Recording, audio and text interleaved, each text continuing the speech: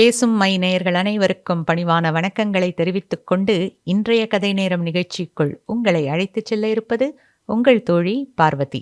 இன்னைக்கு நாங்க அத்தியாயம் 15 நினைவூட்டி இதை தான் வாசிச்சு காட்ட இருக்கோம். வாங்க கதைக்குள் இணைந்து பயணிப்போம். நான் முகத்துல தண்ணியை தெளிச்சதும் நீங்க 2 பேரும் எழுந்து கேட்டீங்களே ஒரு கேள்வி. அப்படி என்ன கேட்டோம்? இந்த சினிமால எல்லாம் கேட்பாங்கல்ல, அதே மாதிரி எழுந்ததும் நான் எங்க இருக்கேன், இது என்ன, கை காலெல்லாம் காயம் அப்படின்னு கேட்டீங்க. நான் நினைச்சேன் அவ்வளவுதான், அடுத்தது என்னையும் யாருன்னு கேட்க போறீங்கன்னு. ஆனா என்ன பார்த்து, டே ராமு நாம எங்க இருக்கோன்னு கேட்டீங்க பாரு. அப்பதான் எனக்கு உசுரே திரும்பி வந்துச்சுடா. பாத்தியா ராமு, அப்பவும் நாங்க 2 பேரும் உன்னை மறக்கல. இதுதான்டா நட்பு. நீ எங்க உயிர் நண்பேன்டா. ஆமா ஆமா ராஜேஷ், உங்களுக்கு ஏதாவது ஆச்சுன்னா அப்புறம் நான் தானே உங்க அப்பா அம்மா கிட்ட பதில் சொல்லணும். அதுவும் சரிதான். அப்புறம் என்ன பண்ணின? அந்த பொண்ணு எழுந்திருக்காததால அவ செத்துட்டான்னு தான்டா நினைச்சேன். அதனால அவளை பத்தியோ இல்ல அங்க நடந்ததை பத்தியோ உங்ககிட்ட எதுவுமே சொல்ல வேண்டான்னு முடிவு பண்ணினேன். அதுவும் இல்லாம யாராவது நம்மளை பார்க்கறதுக்குள்ள அங்கேந்து முதல்ல கிளம்பிடணும்னு டிசைட் பண்ணி ஒரு தடவை நல்லா சுத்தி முத்தி பார்த்துக்கிட்டேன், நம்மளை யாராவது பார்க்கறாங்களான்னு. நாம இருந்த இடத்த சுத்தி ஒரு காக்கா கூட இல்லைங்கிறத நல்லா தெரிஞ்சுக்கிட்டதுக்கு அப்புறமா ராபர்ட்டோட பைக்கை எடுத்து கொஞ்சம் சரி செஞ்சு உங்களை அதில் உட்கார சொன்னேன். அப்ப ராஜேஷ் நீ ஒன்று சொன்னியேப்பா. என்ன சொன்னேன்? டே ராமு நான் ஓட்டுறேன்டான்னு சொன்னேன். அதை கேட்டதும் எனக்கு வந்ததே கோபம்.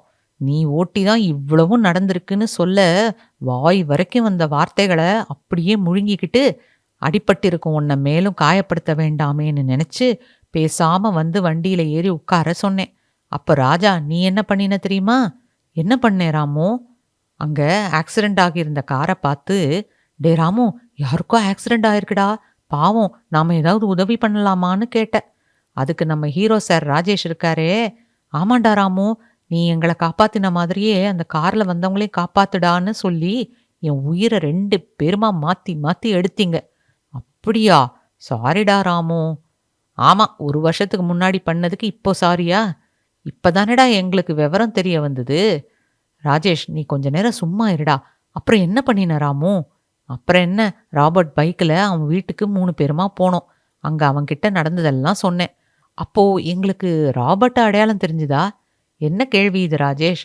அப்ப தெரிஞ்சதால தானே இப்ப நான் சொல்லும்போது நீங்க 2 பேரும் யார் அந்த ராபர்ட்னு கேட்காம இருக்கீங்க. ஆ, ஆமா ஆமா ஆமா ஆமா, எனக்கு இன்னமும் ராபர்ட்டை நல்லாவே தெரியுமே. உனக்கு ராஜா? தெரியுமே. போன வாரம் கூட நான் அவன்கிட்ட ஃபோன்ல பேசினேனே. அப்ப கூட அவன் இதை பத்தி எல்லாம் எதுவுமே என்கிட்ட சொல்லல. ஆனா இப்பெல்லாம் எதுவும் மறக்கறது இல்லைல்ல ராஜான்னு கேட்டான். அதுக்கு நானும் அவன்கிட்ட ஏன்டா அப்படி கேட்குறேன்னு கேட்டேன். அதுக்கு சும்மாதான்னு சொல்லி மழுப்பிட்டான். நானும் அதை சீரியஸா எடுத்துக்கல.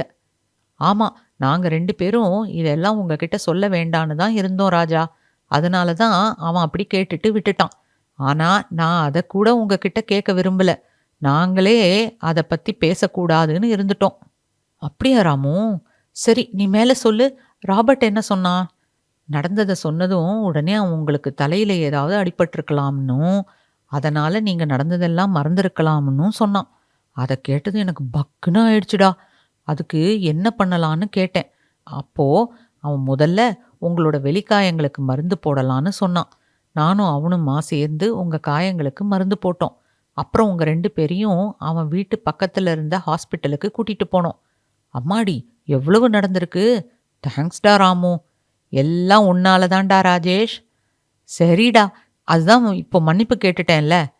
நல்ல வேளை, அந்த கடவுள் புண்ணியத்துல நமக்கு கை கால்லாம் நல்லா இருக்கு. ஹாஸ்பிட்டல்ல என்ன நடந்தது ராமு? டாக்டர் என்ன சொன்னாரு? நானும் ராபர்ட்டும் நீங்க 2 பேரும் ஒரு ஆக்சிடென்ட்ல பைக்லேருந்து கீழே விழுந்துட்டீங்கன்னும், ஆனா அதை பத்தின எதுவும் உங்களுக்கு தெரியலன்னு சொன்னோம். அதுக்கு டாக்டர் என்ன சொன்னாரு? மெட்யூலா அப்ளகாண்டால அடிபட்டிருக்குன்னு சொன்னாரா? சினிமால வரா மாதிரியே நெஜத்திலும் வந்தா நல்லா தான் இருக்கும் ராஜேஷ். அப்படியெல்லாம் வந்துடாதே. அப்படி பட்டிருந்தா கூட அந்த நேரம் மட்டும்தான் மறந்திருக்கும். அதுவும் இல்லாம மறுநாளே ஞாபகம் வந்திருக்கணுமே. உன் சினிமா கதைப்படி வரலையே. அப்போ என்னதான் ஆச்சு எங்களுக்கு? டாக்டர் உங்க 2 பேர்கிட்டையும் தனித்தனியா பேசினாரு. அப்புறம் ஒண்ணா உட்கார வச்சும் பேசினாரு. சில டெஸ்ட்டுகளுக்கு எழுதி கொடுத்தாரு. நானும் ராபர்ட்டும் உங்கள கூட்டிக்கிட்டு போய் எல்லா டெஸ்ட்டும் எடுத்தோம். ஆ அப்ப கூட நான் உங்ககிட்ட கேட்டேனே, எதுக்குடா இதெல்லாம் பண்றீங்கன்னு. அதுக்கு கூட நீங்க 2 பேருமா ஏதோ மெடிக்கல் கேம்புக்காக அதுல வர்றவங்களுக்கு நம்மளால முடிஞ்ச ஹெல்ப்பு லைக் பிளட்டு இல்ல ஏதாவது உடல் பாகங்களை தானம் செய்யறேன்னு உறுதி எடுத்துக் கொள்ளலான்னு தான் இதெல்லாம் பண்றோன்னும், நீங்களும் அதுக்கு தான் பண்றீங்கன்னும் சொன்னீங்க. இதெல்லாம் நல்ல விஷயம் தானேன்னு நானும் அதுக்கு சம்மதிச்சேனே. அதெல்லாம் எனக்கு ஞாபகம் இருக்கு ராமு. அட ஆமா ராஜா. உங்க 2 பேருக்கும் டெஸ்ட் எடுக்கறதுக்கு நானும் ராபர்ட்டும் டெஸ்ட் எடுத்துக்கிறா மாதிரி ஆக்ட் பண்ண வேண்டியிருந்தது. அப்படி பண்ணலைன்னா எங்கள கேள்வி கேட்டே கொன்னுடுவீங்களேன்னு தான் நாங்க நடிக்க வேண்டி இருந்தது. Oh my God! அப்புறம் என்ன ஆச்சு ராமு? அப்புறம் என்ன ராஜேஷ், எல்லா டெஸ்ட் ரிசல்ட்டும் வர்றதுக்கு 24 மணி நேரம் ஆகும்னும், அந்த ரிப்போர்ட்டை எல்லாம் அடுத்த நாள் கலெக்ட் பண்ணிக்கிட்டு டாக்டர வந்து பார்க்கும்படியும் சொல்லி அனுப்பிட்டாங்க. நாம அன்னைக்கு நைட்டு அவங்க வீட்டுக்கு போயிடுறதா தான் பிளான் பண்ணியிருந்தோம். ஆனா, இப்படி ஆனதுல வேற வழி இல்லாம நானும் ராபர்ட்டும் உங்க வீட்டுக்கெல்லாம் ஃபோன் பண்ணி, நமக்கு இன்னும் கொஞ்சம் வேலை இருக்கு. அதனால ஊருக்கு வரத்துக்கு இன்னும் 2 நாள் ஆகும்னு சொன்னோம். அவங்க உங்ககிட்ட பேசணும்னு சொன்னதும், நீங்க பிஸின்னும், அப்புறமா பேச சொல்றோம்னு சொல்லி வச்சுட்டு, உங்க 2 பேரையும் நாங்க சொன்னா மாதிரியே உங்க பேரண்ட்ஸ் கிட்ட உங்களையும் சொல்ல வச்சோம். அதுக்கு நாங்க பட்ட பாடு இருக்கே, அந்த கடவுளுக்கு தான் தெரியும். எத்தன கேள்விகள் கேட்டீங்கடா! அப்புறமா ராபர்ட் உங்ககிட்ட மறுநாள் அந்த மெடிக்கல் கேம்புக்கு போகணும்னு சொல்லி, உங்கள நம்ப வச்சு பேச வச்சான். நீங்களும் நாங்க சொன்னா மாதிரியே பேசிட்டு வச்சுட்டீங்க. அப்படின்னா, எங்களுக்கு எங்க அப்பா, அம்மா, எங்க ஃபோன் நம்பர்ஸ் எல்லாமே ஞாபகத்துல இருந்திருக்கு இல்ல? ஆமா ராஜா. அதுதான் எனக்கும் ராபர்ட்டுக்கும் ஆச்சரியமா இருந்தது. அத நானும் கேட்கலான்னு தான் நெனச்சேன். ஆனா, அத கேட்டா, அப்படி தெரியலன்னா எப்படி இப்போ அவங்க கூடவே இருக்கீங்கன்னு கேட்பியோன்னு நெனச்சு தான் நான் அத கேட்காம விட்டுட்டேன். அத விடு ராஜேஷ். சரி ராமு, அடுத்த நாள் ஹாஸ்பிட்டல் போனோமா? டாக்டர் என்ன சொன்னாரு? இதுதாங்க அத்தியாயம் 15 நினைவூட்டி. ஆக்சிடென்ட் ஆன இடத்துல அந்த பொண்ணு இறந்து போயிட்டா அப்படின்னு நினச்சி விட்டுட்டு இவங்க 3 பேரும் கிளம்பி ராபர்ட்டோட வீட்டுக்கு வந்துட்டாங்க. இதில் அந்த 2 பேருக்கு என்ன ஆச்சுன்னு கண்டுபிடிக்கிறதுக்காக ராமுவும் ராபர்ட்டும் போராடிக்கிட்டு இருக்காங்க. இப்போது அடுத்த நாள் டாக்டர்கிட்ட போனோடனே டாக்டர் என்ன சொல்கிறார்? அவங்களுக்கு ஏன் எல்லாம் மறந்து போச்சு? ஆனால் அம்மா, அப்பா, ஃபோன் நம்பர்ஸ், ஃப்ரெண்ட்ஸ் இவங்களெல்லாம் ஞாபகம் இருக்குது. அது எப்படி?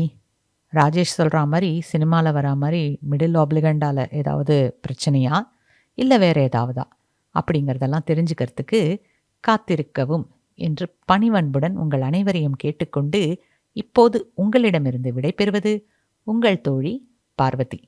நன்றி, வணக்கம்.